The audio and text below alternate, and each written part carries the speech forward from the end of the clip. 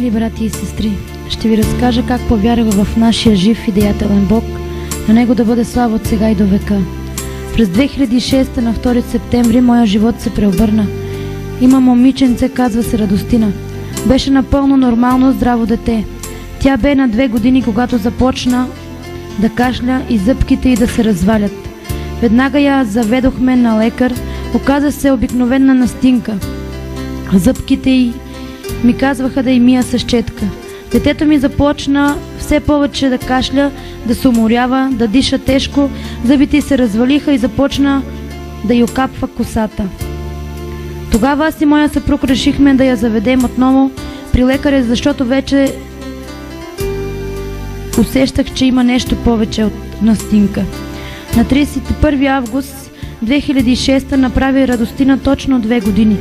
Направихме много голям рожден ден, но на самия ден детето едва дишаше. Мина този ден и на 2 септември 2006 постъпих с нея в болница с съмнение за бронхит. Направиха и изследвания и ехограф. Чуваха се хрипове от белия дроб и затова направиха втори път ехограф. Късно вечерта една лекарка влезе в стаята, взе на Радостина снимката от ехографията и се загледа. Обърна се към мен и ми каза: майче, това дете е с огромно сърце. И така от този миг в живота ми стана ад. На сутринта веднага извикаха кардиолог, направиха прегледи, започнаха нещо да си говорят лекарите и веднага ме препратиха в друга специализирана болница. Оказа се, че детето ми е с тежка миокардиопатия. Аз и моя съпруг не знаехме какво се случва. Не знаехме какво става с нашето дете. Тя беше до предишния ден едно много жизнено и здраво дете. Задоволено с всичко, в един момент се оказа, че тя е тежко болна. Така на 3 септември вече ни настаниха в болница за сърдечно болни. Радостина ставаше все по-зле. Правеха и постоянно изследвания, взимаха и кръв, включваха разни апарати, без никакъв напредък. Започнаха да й откриват болест след болест. Сърцето й беше по-голямо от на баща й. Лявата камера беше огромна, черният дроб беше се смъкнал 6 см. Белият дроб на детето започна да се изпълва с някакви бактерии до трахеята. Откриха и много тежка анемия и още хиляди неща, които нямаха причина. Мина се около 1 седмица, откакто бяхме постъпили в болницата и всичко ставаше все по-зле. Радостина тичаше и се смееше, играеше. Но изведнъж тя спря да се движи, спря да яде, спря и дори да се смее. Мили мои брати и сестри, аз и моя съпруг не познавахме Господа. Бяхме хора от света. Нищо не можех да направя, освен да плача и да виждам, че детето ми умира. Моя съпруг започна да купува разни неща, да ги дава на лекарите. Бяхме купили детски комплекти за цялото детско отделение, защото имаше много болни дечица. Харчахме и давахме пари, като си мислехме, че така ще обърнат повече внимание и най-вече да я излекуват, но моето дете беше все така безжизнено. Никой не искаше да ни обясни какво се случва, защо Радостина е толкова болна, от какво се разболява, докато един ден, след като Радостина беше в много тежко състояние, една докторка ни повика и ни обясни какво става. Тя седна, погледна ни и ни каза: съжалявам, но няма какво повече да направим, вашето дете е много болно. Структурата на сърцето й е разкъсана, самото сърце е много слабо вече и организма не може да се бори. Допълнително още имаше дилатативна кардиомиопатия, съмнение за остър миокардит, сърдечна недостатъчност, кандидозна плевмония, желязов дефицит на анемия и още един куп болести, които нямаха обяснение. И така, след като ни изреди всичко това, ние попитахме: не може ли да се оперира или в чужбина да я заведем? Там медицината е напреднала. Докторката ни отговори: за Радостина няма лек. Това не се оперира. Където и да я заведете, края ще й бъде фатален. Може само да й помогнем с медикаменти да не се мъчи и да й се облегчат болките.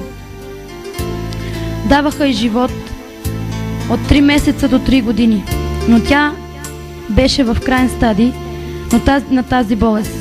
Живота ми нямаше вече смисъл, нито на мен, нито на моя съпруг. Виждахме как детето умира и ние бяхме безсилни. Вследствие от сърдечната недостатъчност тя прекара мозъчен инсулт.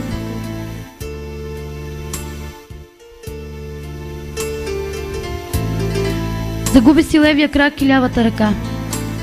Лицето й се изкривяваше в ляво, устата й се кривеше и окото й все едно отиваше на челото й. Детето ми стана една развалина. Не можех да й помогна. Вкарваха й много лекарства директно през главната артерия в сърцето. Цялата бе в кабели и абокати. Дойде края и исках да умра, защото не исках да преживея болката, която ме чакаше. Исках да се хвърля от последния етаж на болницата. Бях се отдала на болката, не бях на себе си. Ходех и драсках по стените с ногти, безсилна пред смъртта на детето си. Тогава моя и вашия баща, Господ Бог, погледна милостиво над нас. Моя съпруг дойде в болницата и ми каза: трябва да станем вярващи. Само Бог ни остана. Започнаха да се събират всяка вечер вярващи брати и сестри в моя дом. Така моя съпруг се покая пред нашия отец и започна да иска изцелението на Радостина. Доведе брати и сестри в болницата при мен. Аз бях скептично настроена към тях. Не исках да виждам никой, само знаех, че това, заради което живеех, умира. И си представях колко мъничък съндък трябва за нея. Сърдех се на Господа. Казвах: няма Бог, щом не вижда, че детето ми умира. Брат Димитър Янев, пастора, който е в нашата църква, се обърна с едни думи към мен и каза: аз държех Радостина. На същия ден докторите се бяха отказали от нея и ми казаха: вземете си детето, за да си умре във вас. Тя беше само в интензивно отделение, но точно в този ден, когато дойдоха братята и сестрите, докторите махнаха от Радостина всички кабели и системи, защото вече нямаше смисъл да се борят.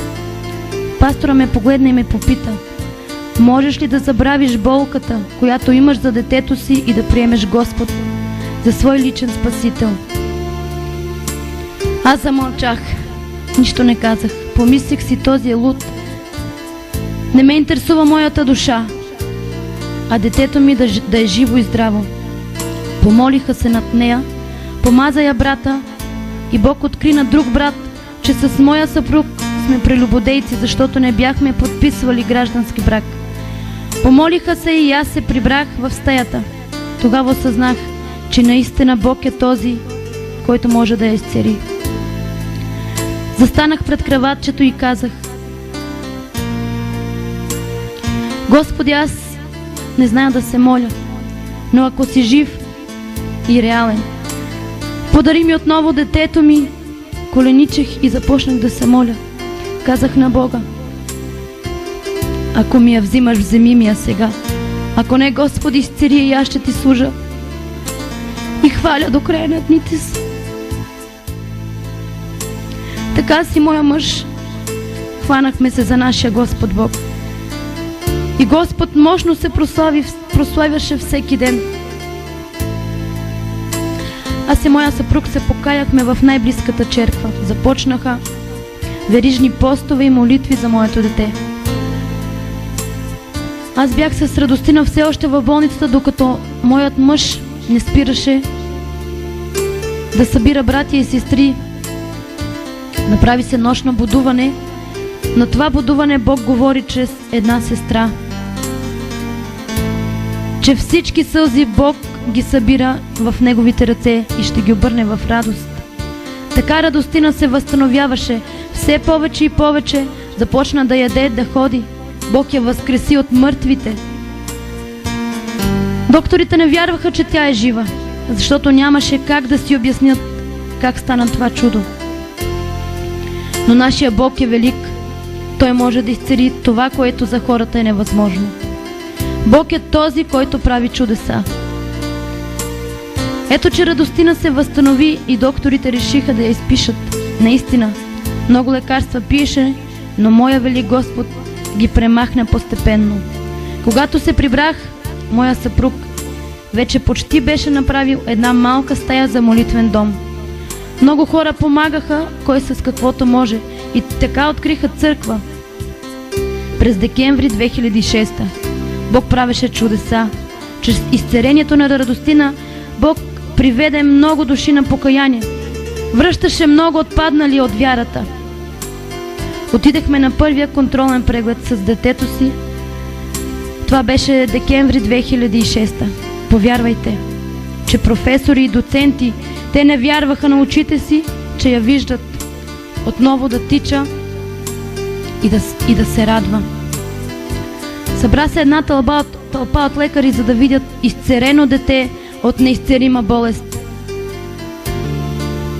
Слава да бъде на нашия Господ Бог!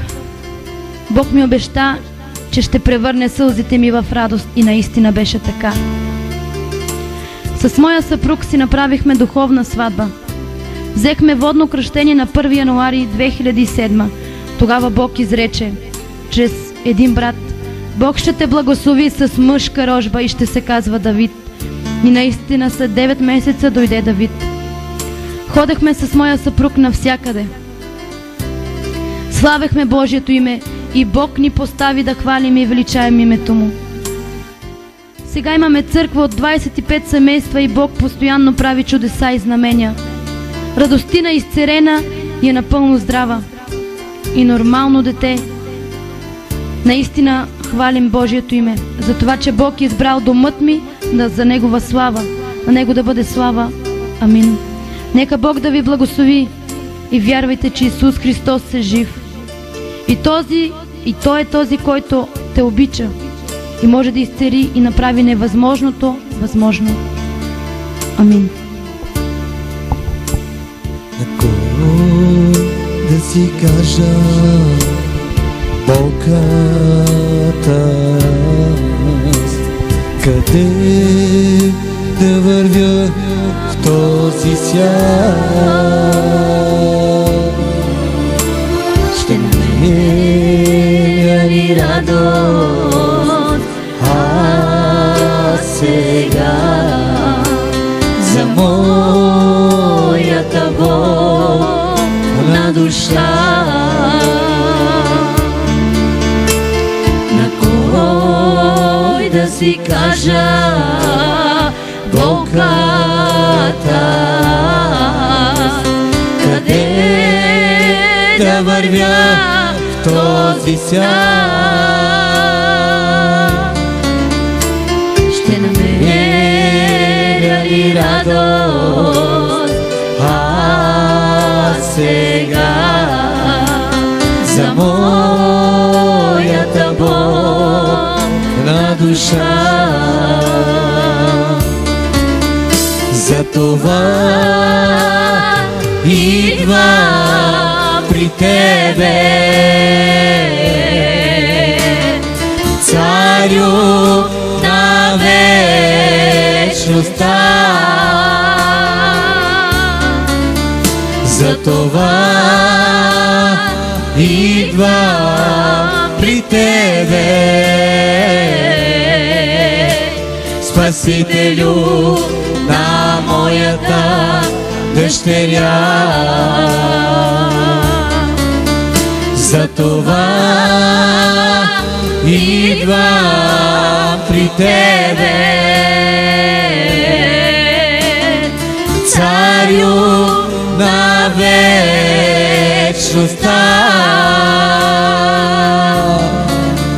Затова идвам при Тебе, Спасителю на моята дъщеря.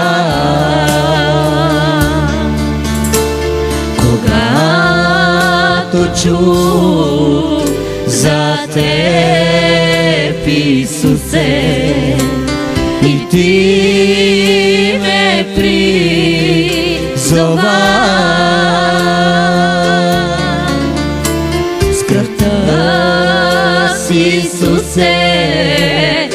умили ме, изцели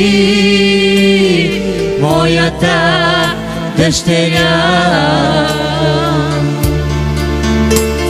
Когато чух за теб, Исусе, и ти ме призова,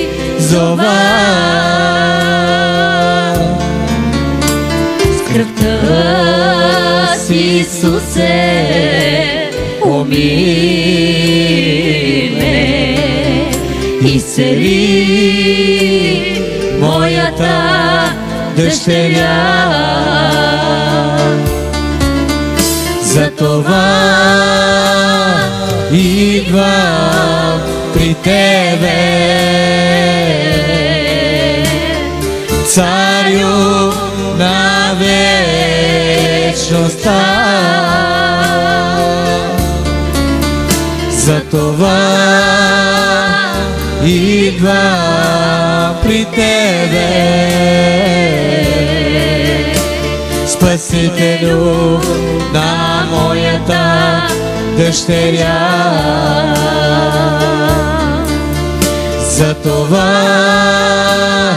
идвам при тебе, Царю на вечността. Затова идвам при тебе, Спасителю на моята дъщеря. Благодаря ти, Пресвяти Отче. Благодаря ти за изцелението на моето дете, Господи. Да, Татко му. Отче, сега, Господи, мини от сърце на сърце, Татко Свят. Амин, Господи. Мини при всеко едно семейство, Господи. Амин. При всеко едно детенце изоставено, Господи. Алелуя, Исус. Ти, Отче, положи ръката си, Господи. Ти изцелявай всички деца, Господи. Ти въздрадвай родителите им, Господи. Алелуя, Господи. Слава да бъде на Тебе, Прослави Господи. се, Господи, Ти си велик. Алелуя. Прослави се, Господи, във всяко място.